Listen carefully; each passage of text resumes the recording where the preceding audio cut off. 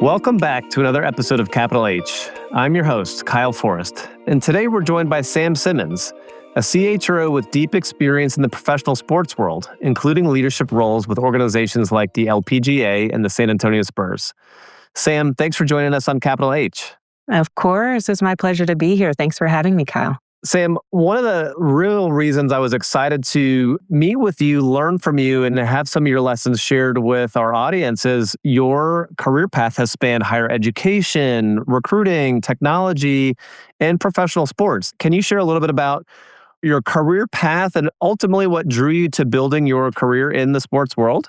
Oh, for sure. Yes, it's been a very winding road, which is probably what happens to most people. To your question, like so many great journeys in one's career, it all started with a recruiter, a gentleman named Brian Lick, who was doing executive search for the NBA at the time. He reached out on LinkedIn to gauge my interest in an HR role at the Spurs while I was at HubSpot.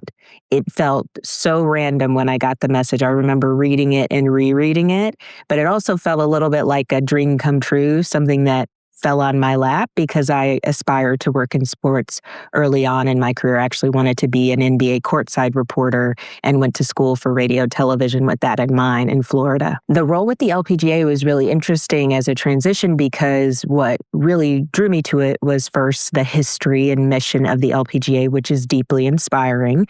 Then, of course, the role was the first of its kind. It was the first ever chief people officer for the LPGA in their 70-plus year history. And it was an opportunity for me to expand my scope beyond HR to include things like facilities, strategic planning, internal comms, crisis management. Ultimately, sports is such a people-driven business. It felt like a natural progression, even though I know when folks look at my career overall, it seems like such an interesting tour of industries, but that's how it happened. Well, Sam, one of the things to your point on the initial reach out, feeling a little random, I think as sports organizations, whether it's the team or a league, they have maybe an oversized awareness in society from people, right? Because sports are merchandise, they're on television, they're on the front page of your newspaper, right? People have such an affinity for the sports that they care about. But then interestingly, like the number of full-time people at these organizations is relatively small, maybe compared to societal awareness. So true. When you went through that outreach, you went into the world of sports, how did you have to think about evolving your leadership style or adapting with the lessons you had learned along your career into now the role you were in and the visibility of the brands and the companies you were working at? Oh gosh, what a really good question.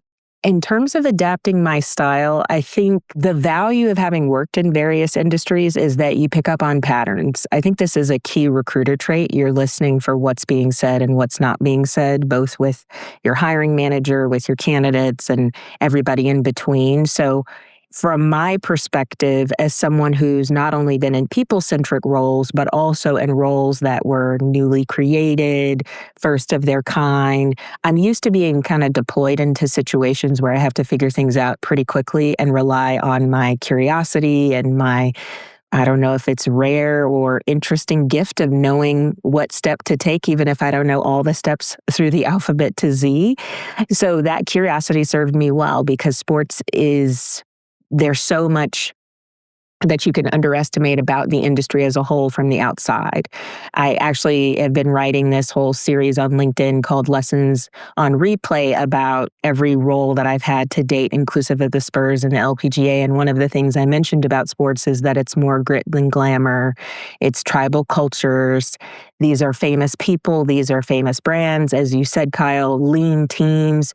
So you just are, it is impossible not to be impressed and somewhat overwhelmed by the sheer weight of what you're doing every single night and every single day. The people pulling in one direction to make the broadcast possible, to make the rodeo, the comedy show, the Spurs game, the soccer match possible. So what I did was really think about, hey, there's things that I'm bringing to this role where they're going to learn from me because HR is my discipline and I've practiced it in a variety of environments.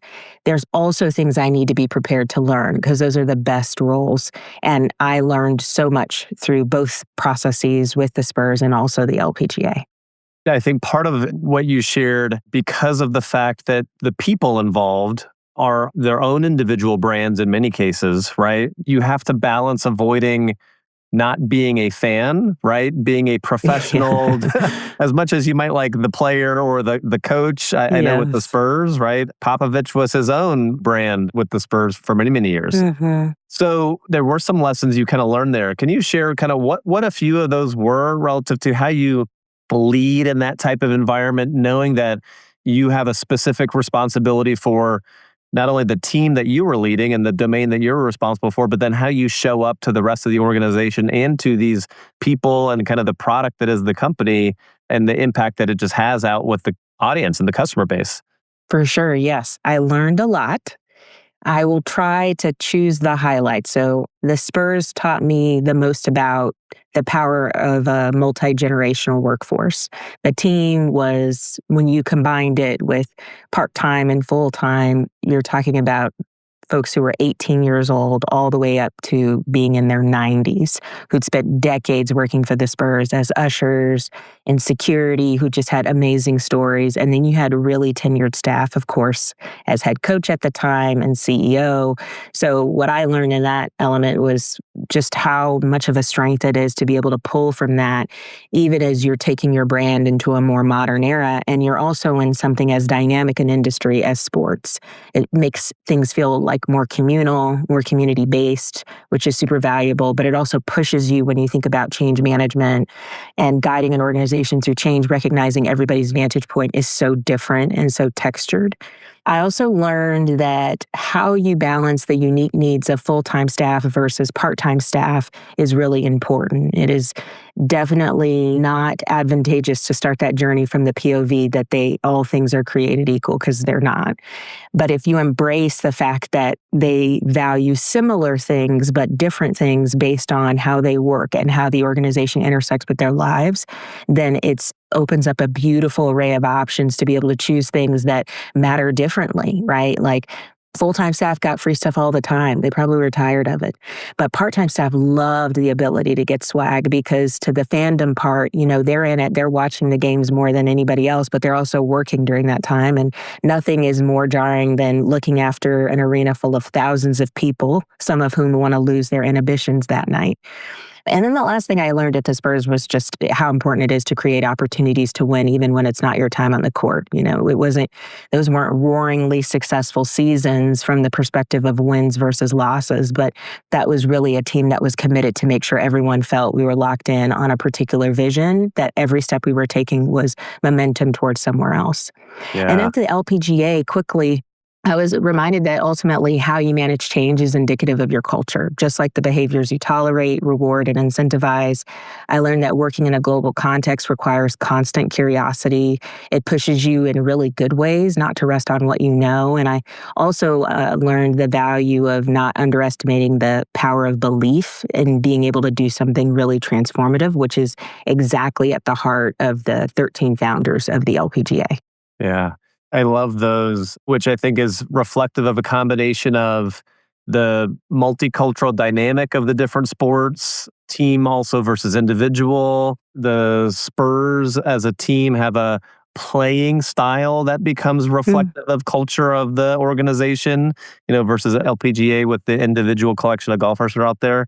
It's interesting to hear that and then just reflect on the different sports nuances and how that comes to life. Mm-hmm. Which, Sam, then gets to another question, right? In your roles as a chief people officer there, oftentimes those leaders get asked to drive things like culture, talent strategy, et cetera, linked to some sort of organizational performance. How did you have to think differently or approach those topics, knowing that there were other things influencing culture? Like, hey, this is the playing style of the team on the court that has traits that are now influencing the culture that we show up with. So how did you approach that, knowing there were other aspects kind of out of your control from a culture and talent strategy perspective? That's a good question. I would say that it isn't unlike how I would approach that type of strategy setting in another environment, because principally the best people strategies are built off of a really clear understanding of what the goals are for the business. In this case, knowing the business is built around a team and athletes and this consumer fan driven business. And depending on what franchise you work for in the NBA or league you're working with, there's global and domestic components to that. So I always led with questions around what are our top 5 things we're attempting to accomplish this year? What's our multi-year strategy? Why? What was it before? How has it evolved? Where were we successful or not? I think there's so much value in history and just understanding those North Stars, because you want those languages to be linked.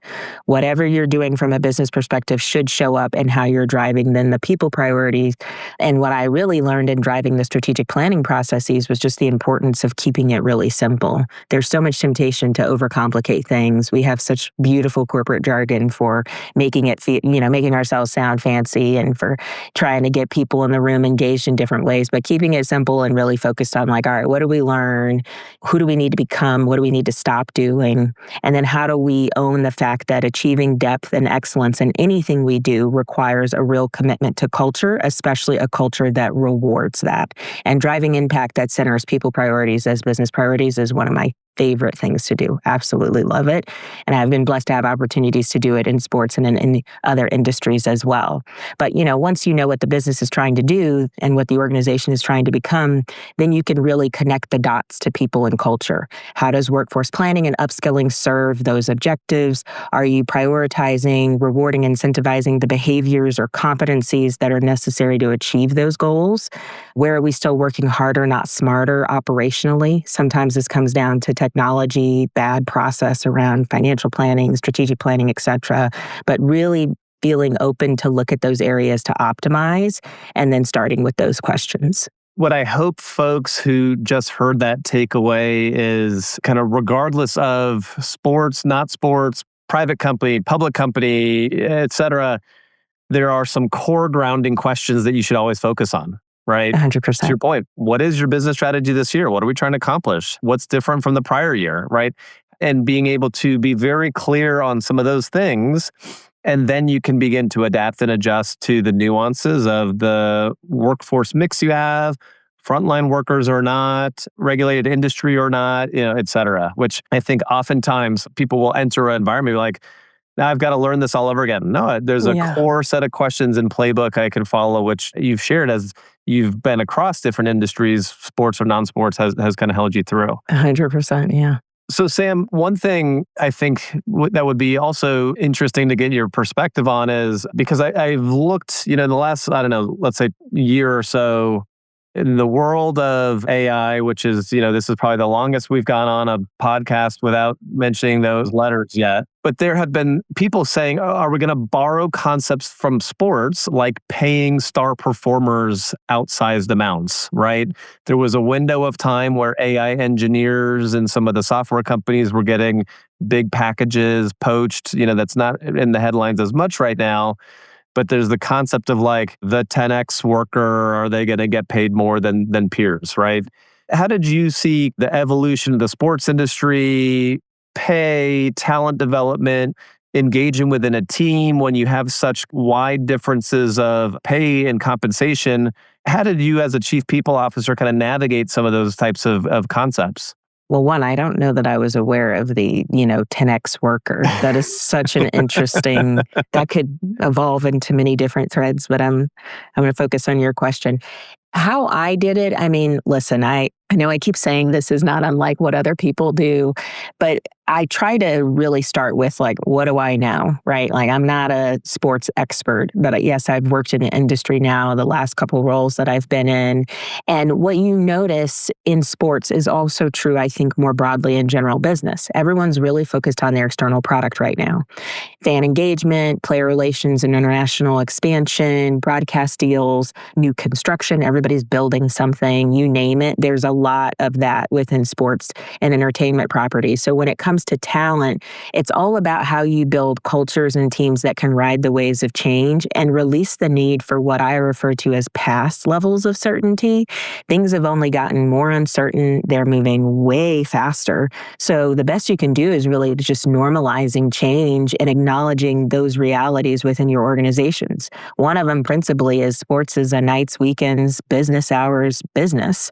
And so embracing that and building your culture, your employee life cycle, your strategies around that are really key. A really good, simple example, because I will say, when you think about comp and all those things, you're obviously developing philosophies that scale with you. How do you do merit? How do you do promotions in equitable ways? How do you ensure that as the business is doing well, it invests internally into people as well? But one of the things I did was with my team was introducing wellness days. And because it's Masters Week, it's actually really timely because this is the first one I know for the LPGA this year, as it was the first one last year. And it's really a simple example, a simple concept. It can't be done every week, even though everyone would have liked it to have been, but we don't have a tournament on Masters Week, or the LPGA didn't have a tournament. And it was just the perfect time to give the gift of a long weekend to the team. Again, you can't do it all the time, but the best sports organizations, the best organizations, period, those CHROs are thinking about what can be done, not stuck in the limitations of what you can't do. And sometimes those limitations then work in opposite directions, where people are thinking about changes or something like AI, and they're like, well, why say anything? Why do change management? They're not going to be able to keep up anyway. We're going to have another change next week. If change reflects our culture, and we ultimately do want to retain these people because we know how expensive from a time and money perspective it is to replace them, we should invest some thought and strategy into this. So how can we work within the constraints of our business to prioritize the teams that make all of this possible in the first place? Yeah, I love that. And that actually gets to a question that I had for you. And you noted that now you've been spending some time writing, sharing some lessons learned.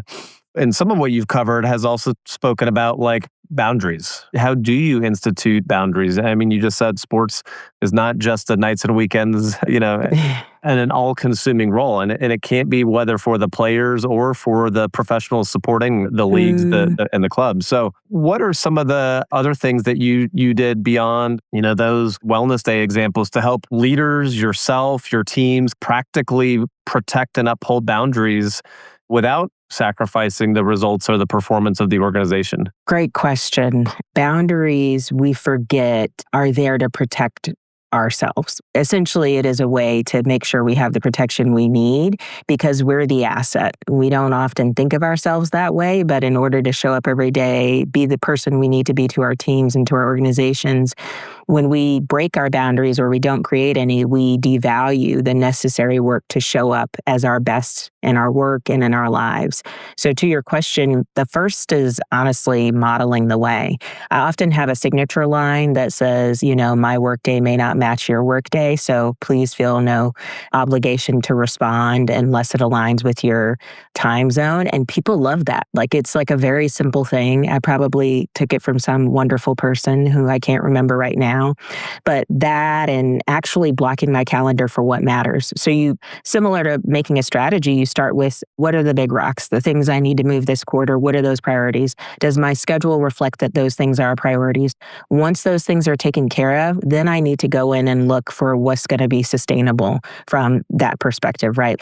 How do I prioritize the things that allow me to show up as a present and good leader? So if that's blocking your calendar for school pickup and dinner time, if that's important, then doing that. If that is a half-hour workout every day because it makes you a better human when you show up for your team, then you need to ensure that's prioritized too. It means taking time off and truly being off because you've prepared the team and your manager to manage without you. It also means, quite practically, and I encourage this a lot in leaders, is not having an identity that is so closely tied to your work because it's really unhealthy to put the sort of weight of your mental health in the hands of the business that's not really there to solve for your needs, right? That's not what the value proposition is for that business. And yet we do it all the times. And so when I see leaders doing that or developing some unhealthy reliance beyond what the obligation or typical transaction that exists in work, I always start to push them because you're not going to be good in your role, or for the people who are looking to you for support outside of work, or Yeah. really even for yourself with that ideology. Yeah. I think there's some very practical things that folks can take from what you just shared and put into action. Another one that I wanted to see if you could help explain that I think would be helpful, good for folks to know about is this healthy helper check. So can you share what that is? What was the idea that brought it about and, the outcomes you saw with putting that into place? Yeah. Like most wonderful things in life, it started with Mr. Rogers, who has this amazing quote, something like, when he would see things on TV that troubled him as a little boy, his mother would say, "Look for the helpers. You'll always see helper, son. So look for the helpers." And as I reflected on last year in particular, I put together a conference session around helping the helpers because I think there's so many people working in HR who were overtaxed, who'd been running from one compounding crisis to another and not really having time to break. Naturally, as the source of help, you have to wonder who is helping us. So the three questions that go into a healthy helper check are: what's fueling you right now? What's draining you? What boundaries are you honoring or breaking? And practically, it is, as I shared before, right? You got to make yourself a priority, because if you don't, who else will? So, what I love about the sports analogy, and you touched on this a little bit earlier, is that we're athletes, especially CHROs. When you think about it, we train, we get in the game, we coach, we assistant coach, we referee, we watch from the sidelines as a spectator. Sometimes we're even game day security. But to be a healthy helper, you have to focus on the physical, mental, and emotional part of what you do, because you're an athlete too. Have you conditioned? Have you thought about recovery time? Are you using rest as a routine versus as an exception? Are you eating well? I talked about working out. Like, I know I need my 20-minute workout every day in order to be able to show up in the way I need to. And again, that mental piece of, because our work is so heavy and so bulky, and it can be a really isolating job because of the confidential nature of what we do, or the sensitive nature. You don't always have people at the water cooler you can unload with. So where are you finding those places to be able to balance the load of what you're carrying day to day, instead of letting it pile up and putting your needs in the back seat? So that was really at the heart of what that was. Actually, one helper tip that I have that's very practical that I've been using a lot lately that I like to share with people is not to do any blank check writing when it comes to helping. And what that means is there's a tendency to say, like, let me know what I can do. But you find really quickly in HR, people tend to fill in that blank more creatively than you would like them to. And then they come back to you and it's awkward when you're like, that's not really what I had in mind, but I didn't actually tell you that. So I encourage people at the conference I was at last year presenting this, and even in my head now, to go, get more specific. What's the type of help you want to offer? And so be specific in sharing that versus too broad. If it's joining an upcoming team meeting, if it's meeting separately with the leader to talk through something, like, those are really great sustainable ways of helping versus just sharing something that ultimately you probably can't pay the price for based on the ask it might generate on the other side. I really hope some folks listen, and almost if you take one thing away, take a healthy helper check back to your organization, whether you're an HR professional or otherwise. Because I think, Sam, I was even chatting with a CHRO just recently who was acknowledging many CHRO roles are often viewed as the loneliest role because you're there to advise the rest of the C-suite, be there for them as their confidant. There's not necessarily someone there for you unless you've now built your kind of advisory board outside the company. But same, with the HR organization, right? You're often being asked to bear the emotional load for the workforce, right? Whether it's Mm-hmm. from an external thing or an internal, and there's not always the same outlet, right? And the simple act of checking in with people and understanding, giving them space to say, are you drained, right? What can we do to help you, refill your bucket, refill your battery? Are there boundaries that we can help put into place so that you're getting quality sleep, eating not always at your desk, right? Getting some movement into your day, right? And I do hope the work world will continue to borrow more of this science behind peak performance, right? That athletes have used, because that's what we're doing. We're fueling our bodies, whatever industry or role you're in. to perform, right? So that we can do our best for ourselves and best for our teams and our families and communities. So I really love that. When you put that into place, I know the sports world has been really getting big into mental well-being, performance psychology. Did that cross over in with some of the sports side of the house, or did that kind of stay with you all on the business side, so to speak? For sure, whether at the Spurs, the LPGA, most sports leagues have embraced the fact that beyond the physical conditioning and wellness that you have to look after naturally so players can play, to ensure that there are resources available all the time for the mental wellness part of it, and, prioritizing that in a really important way. So I think it does actually align with a lot of the messages that have been pushed now around. I think there's sometimes a habit of referring to athletes as the product and humanizing that in such a way to say, while yes, they are necessary in order to be able to fulfill the mission of this organization there who goes on TV or stands with such and such advertiser, they're people, they're people. And in order to achieve the greatness we know that is in there, the potential that they have, we have to ensure that what we do for them is really focused on holistic wellness. So, to your point, it really follows suit with what's been happening overall with the conversation around well-being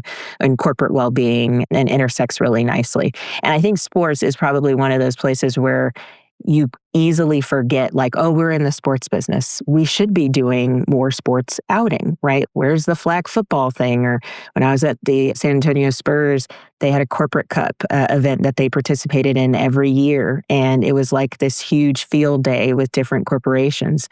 And it was so hot and it was a lot of work, but it was the most fun. It was just the best thing because we're in this because we love sport. Right. So to not have any of it incorporated in our culture beyond the work we do just feels out of place. Yeah. So, Sam, I think covering your career, some of the things that you took from different industries, your lessons learned, navigating the world of sports, the visibility of working for brands and teams, whether and individuals, and navigating through introducing things like the healthy helpers check and what it looks like to think about lessons learned for mental well-being and driving performance in the world of sports into the world of business. Couple takeaways that folks I really hope you take from Sam. One is, regardless of industry, regardless of company size, workforce mix, there's some basics you got to focus on, right? Continue to ground on business strategy. What are the objectives you're trying to drive? Why is our culture the way that is? How have things changed, right? And as you get answers to those questions, then adapt and adjust along the way, but use those as your anchors, use those as your North Stars. Second, there's some very simple things you can and should do for yourself and your teams that will help fuel your individual performance and your team performance, right? Asking the questions like, how are you doing? Are you drained? Have you put boundaries in place? Are you honoring the boundaries, right? Making that a norm versus maybe an implicit thing really creates the right culture and environment for folks to thrive and flourish. And then I think third, Sam, you shared with the twists and turns along the way, if I take both of those, it's being true to who you are as a leader, as an individual, and showing up and making an impact where you can make an impact, right?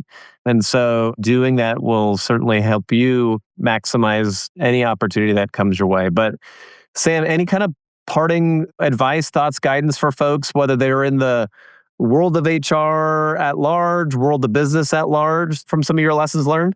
Yeah, for sure. Since you brought up AI, I think one thing I'll briefly say is right now there's so much building that's happening, but if I'm being completely honest, not enough of it is being built to last.